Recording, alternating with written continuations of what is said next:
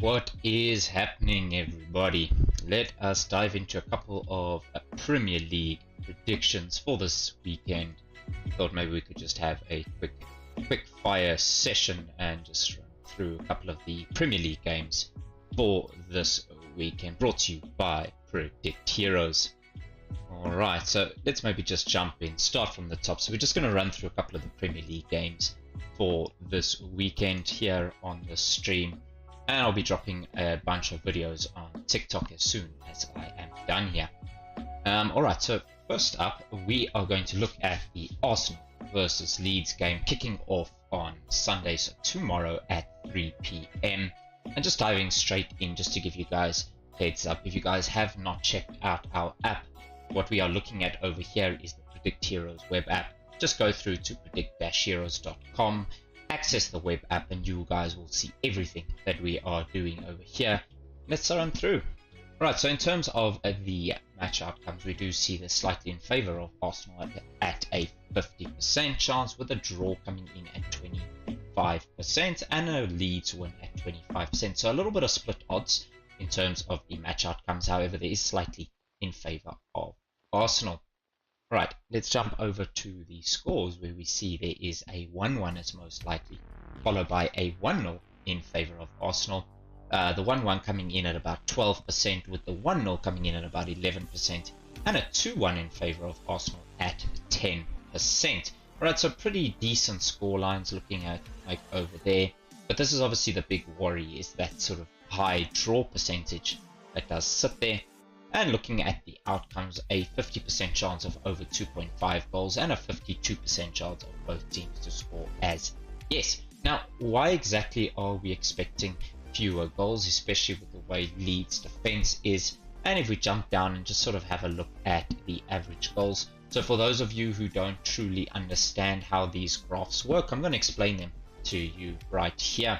Right, so basically how these graphs work is, obviously we've got the dark blue line in the middle over here, which basically points to the average that the team is scoring. So we see here Arsenal score on average 1.55 goals a game at home. Right, this little red arrow or indicator on all of the graphs is what the league average is.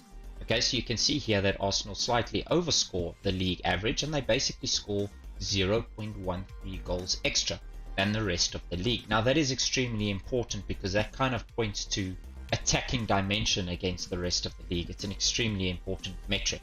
So we can see Arsenal are decent when it comes to scoring, and defensively this is where they are really sound this season.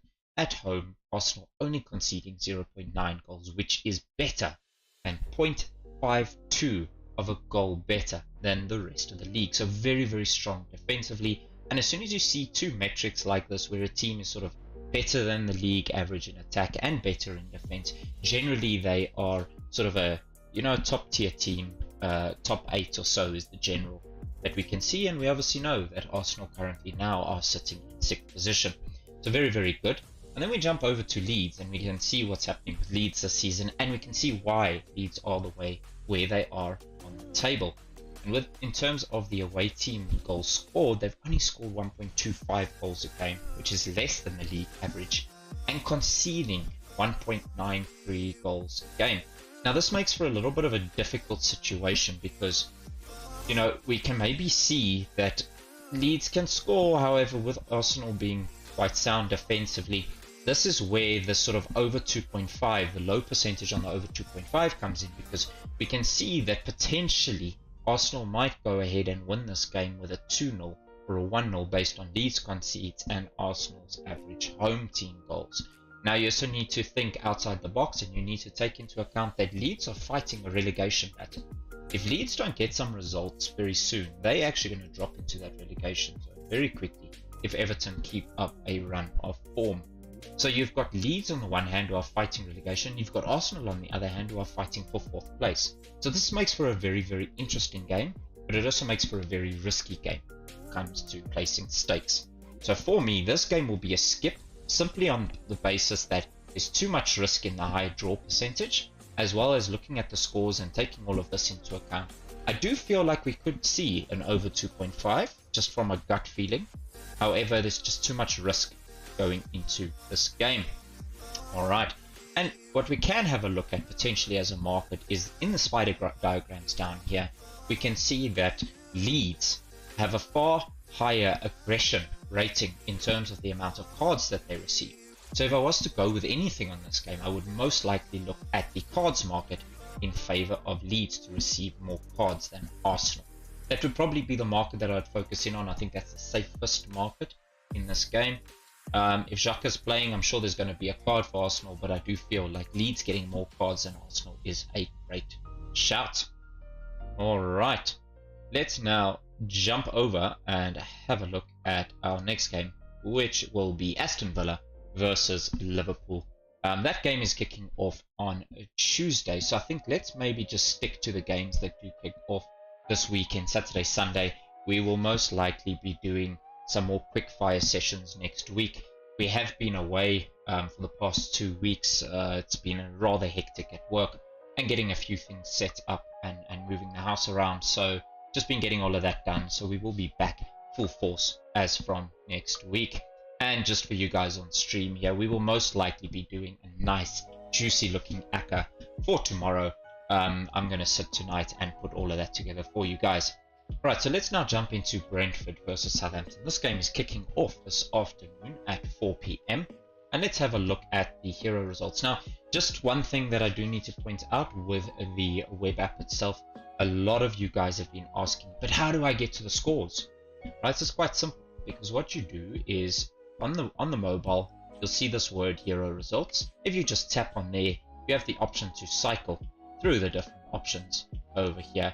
And as we speak as well, and this is also why I've been a bit away, is I am busy developing Predict Heroes 2.0, which is going to bring together some fantastic new features for you guys, including first half, second half, corners and cards, markets as well. But I am busy developing all of that still, so keep an eye out on the channel.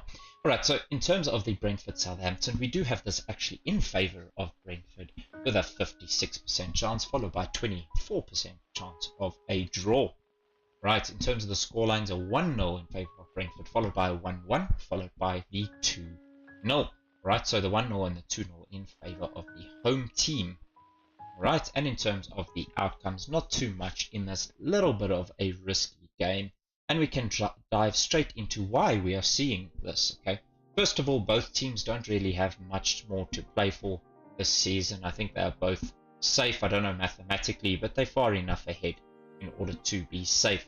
But Southampton this season have been pretty atrocious away from home. And home form is a really, really good metric that you have to take into account when having a look at these stats. And that's why we separate the home metrics versus the away metrics. Right now we can see as Southampton have on average conceded 2 goals a game away from home this season and scoring on average 1.25. So this is the reason why Southampton are where they are in the table, because their away form has been pretty atrocious this season. Brentford, very, very good defensively at home this season, 0.89 goals conceded, which is actually better than Arsenal's concede record that we looked at previously. But this is where they might be lacking a little bit. Tony Mbuemo coming in. I mean, Tony's a fantastic striker. I really do like him a lot. But I just think that the service that he's been getting has not been too great. But you know what, with Eriksen there now, you could probably add a little bit onto this, maybe pushing them up to the average mark over there.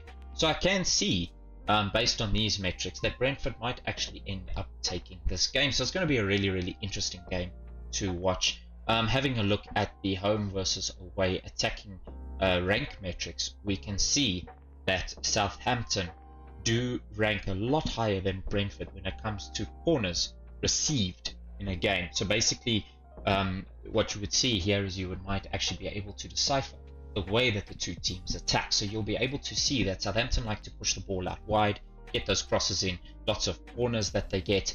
But the problem is they're not, even though they've got Ward-Prowse on the corners itself, the threat in the air is not there.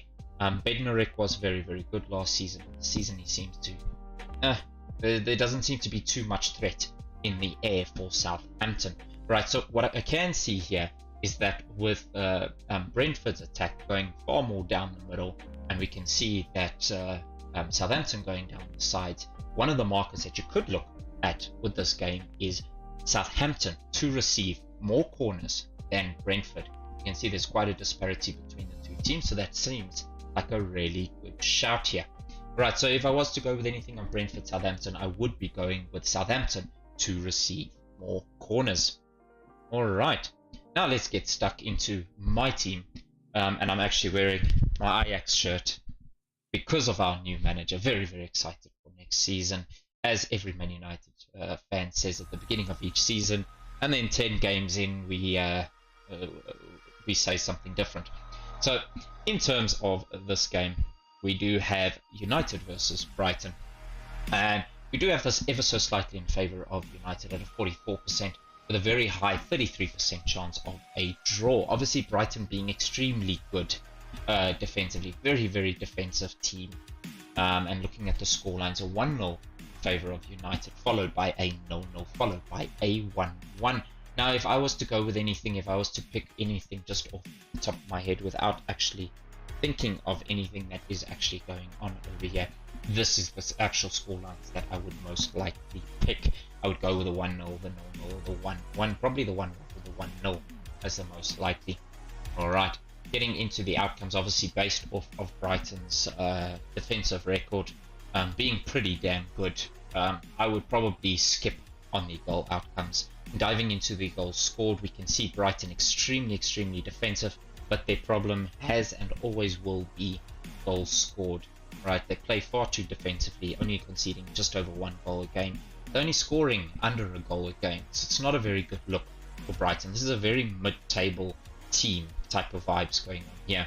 And looking at United, scoring on average 1.55, so decent going forward, as we know. But this is where United have struggled this season, as we all know.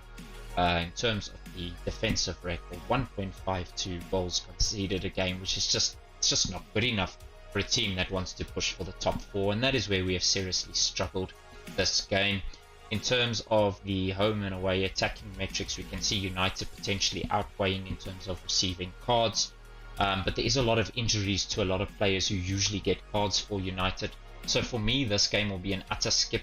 There's far too much risk happening in this game. Even on the cards market, I would be very, very nervous to go with anything on this game. Right, let us dive straight into a Burnley versus Aston Villa. Now Burnley have sort of gone on a little bit of a run, trying to get away from that relegation zone, and I think I've got a feeling they're going to stay up.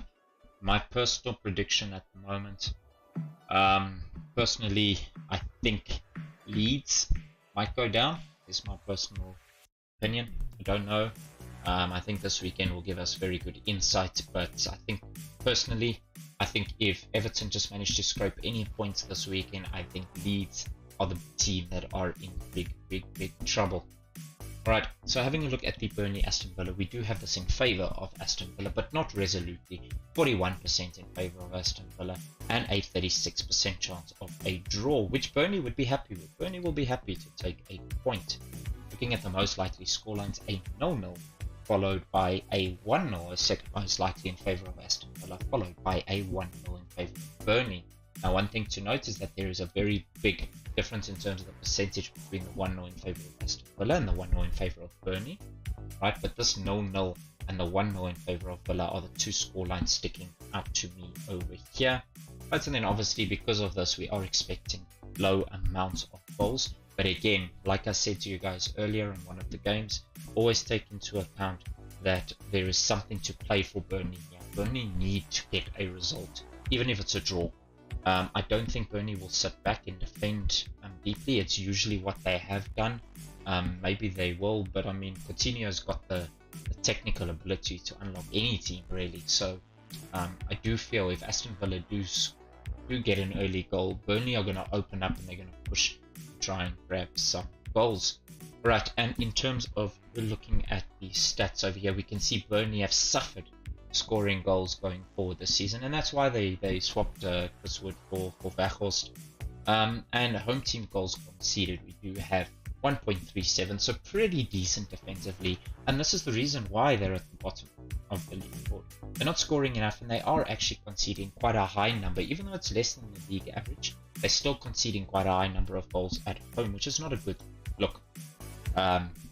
Aston Villa scoring on average 1.24, and defensively really good, 1.17 away from home. So what I'm seeing over here is I'm really not seeing much luck with Burnley getting a goal. Obviously, they're not scoring very well at home, and Villa and defensive away from home. So that's something we really need to take into account. We might actually end up playing this game out as a stalemate, which I think both teams would be pretty happy for. Aston Villa don't really have much to play for this season anymore, and Burnley are trying to survive. So if they take a 0-0, they'll be very happy with that. I can almost guarantee it. Alright, let's now jump over and have a look at Chelsea and Wolves. This game kicking off this afternoon at 4 PM. And in terms of this, we do have a 65% chance of a Chelsea win. Now just remember, Chelsea have just been confirmed to have been bought over. I don't know, I'm sure there's been some underhanded money paid over to Abramovich, who would let a couple of $1 billion or pounds or whatever it was go. There's no ways, nobody would do that, not in their right mind. So what we do see here is Chelsea with a 65% and a draw at 26%. Right, so seeing like this is here. Wolves did start pretty well this season defensively, but they've slipped up a little bit, and they haven't been great going forward either. They've actually had a bit of a torrid season, even though they seem pretty high up the log.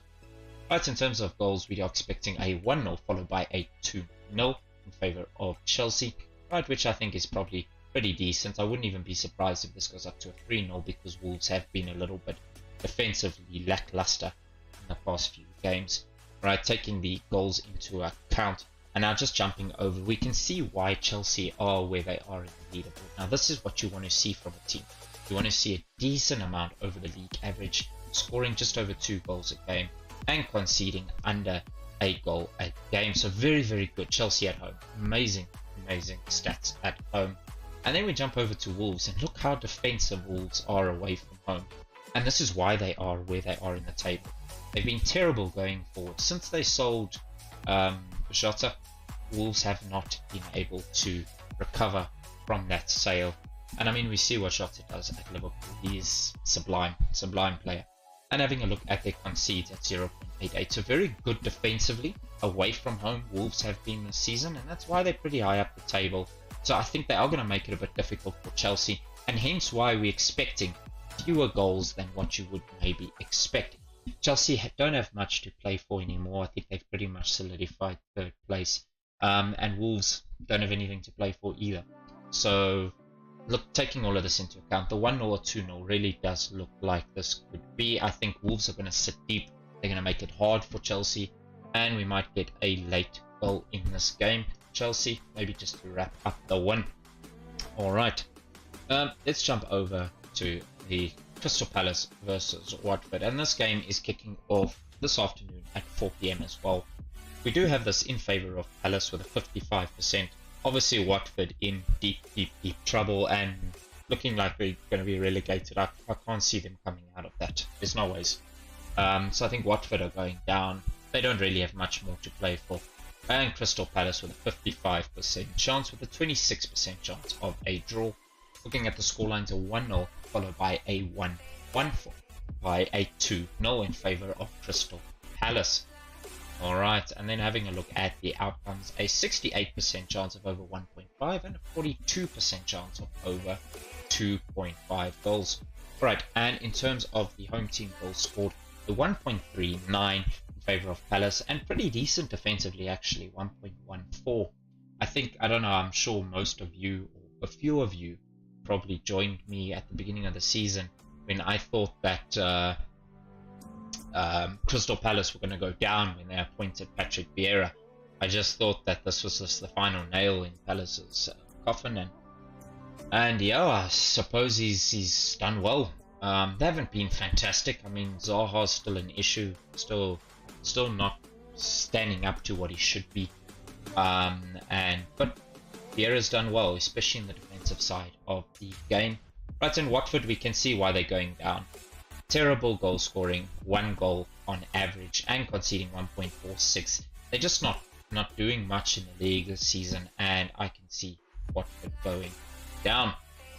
Alright, so let's jump over to the Leicester Everton. This game is kicking off tomorrow at 3 p.m.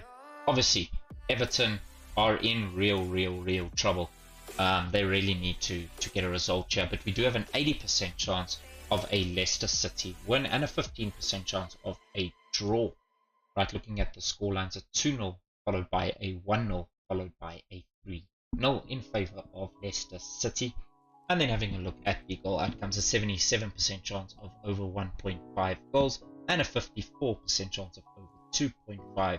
Now there's one very important thing that I have mentioned in a couple of videos over and over again. Please just remember statistics. Alright, these are based on historical data. They do not take into account the fact that Everton are fighting a battle at the bottom of the table and they have to get a result here.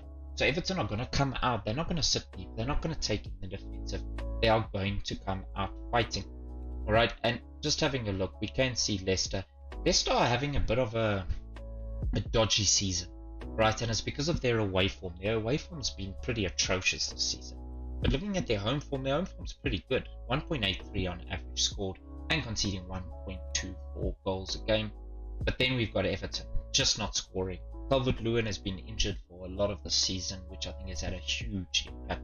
Richarlison, used to playing out on the left, has had to come a little bit more centrally. The problem is he keeps finding himself drifting out to the left, and they just don't have somebody to put the ball in the back of the net. So we do have Everton with 0.93 and conceding terribly 1.79. So they've just had a really torrid season this season, and I can see Leicester taking this game over here with a 1.83 goals scored and Everton conceding 1.79. I do feel like there'll be more goals than what we are suggesting here. The reason being is, like I said, that Everton do need to attack, so they're going to push forward a little bit. 1 point is not enough for them. They're going to want to get those 3 points to put a little bit of gap and get out of that relegation zone. I think 3 points would get them out. So I think they're going to really have to come out flying. And Leicester, if Leicester are on point and on song, and Tielemans is on the pitch and Maddison is on the pitch, I can see Leicester getting the win over here. Alright, let's now jump over and have a look at, where are we? Man City and Newcastle.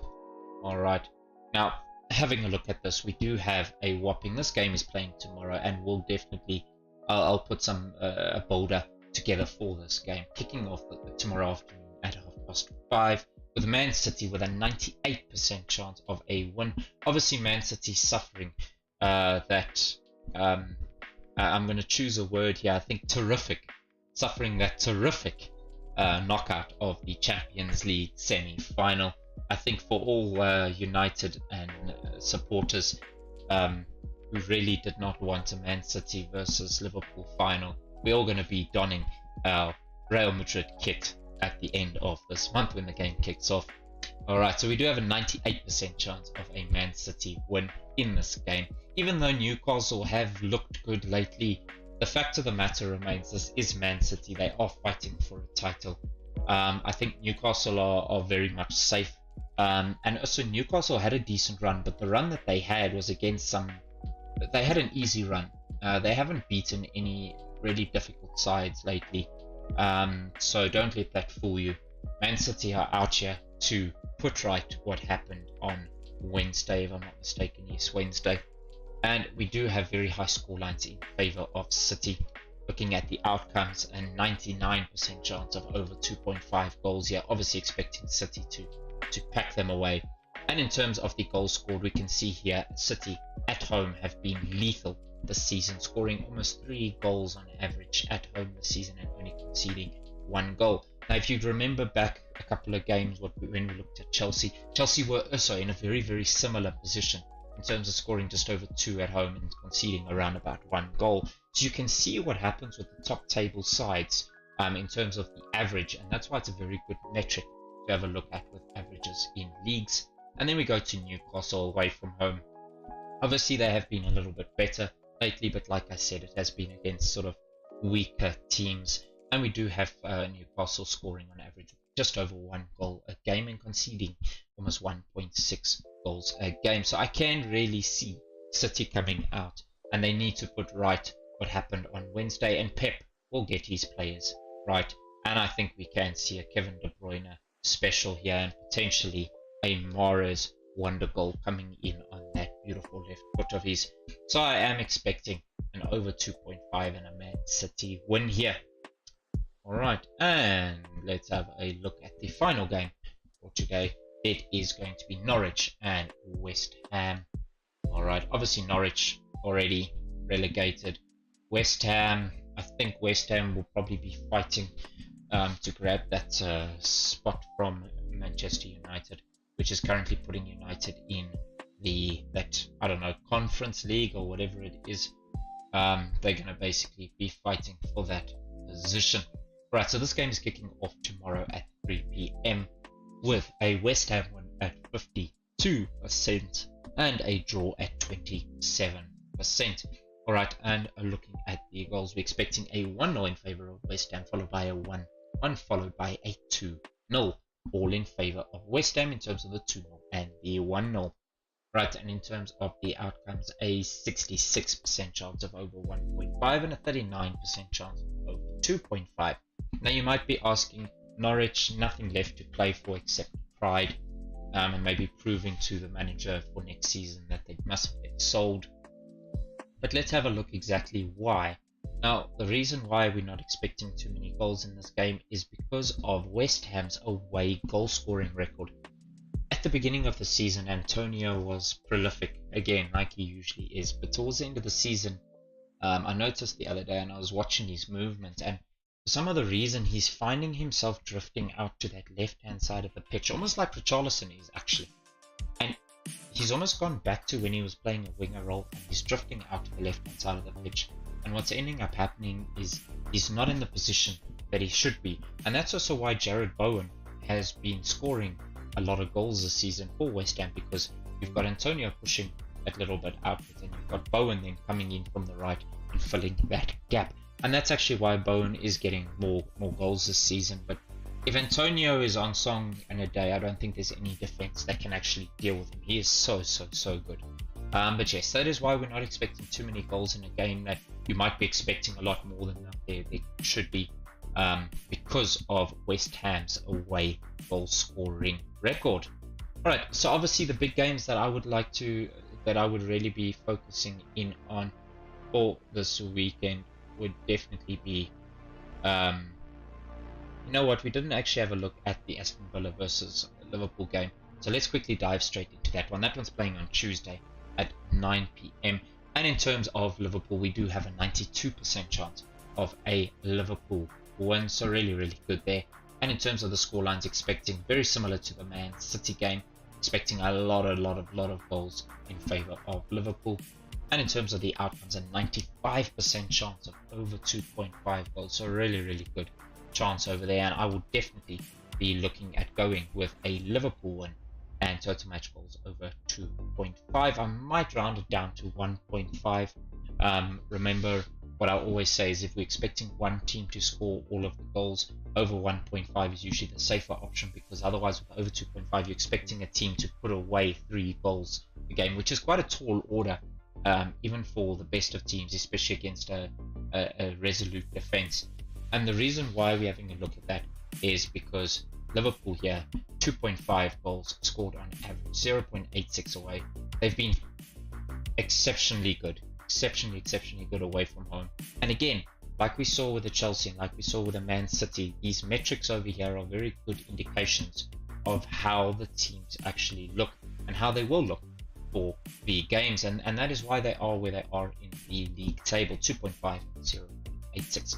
So the games that I would be focusing in on over here would be Aston Villa versus Liverpool and the Man City versus Newcastle. I think these are the two great games to actually go in for a builder, potentially have a look at combining results with goals, and I'll be putting out videos for these games.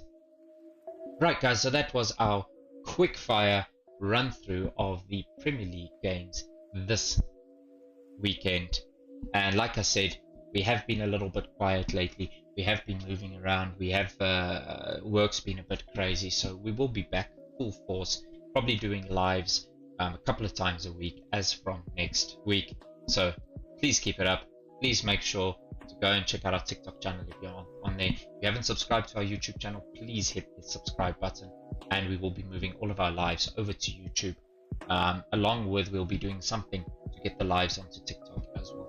Thank you guys so much, and I'll be posting a bunch of videos shortly on TikTok from the requests in the comments. So have a great one. Cheers.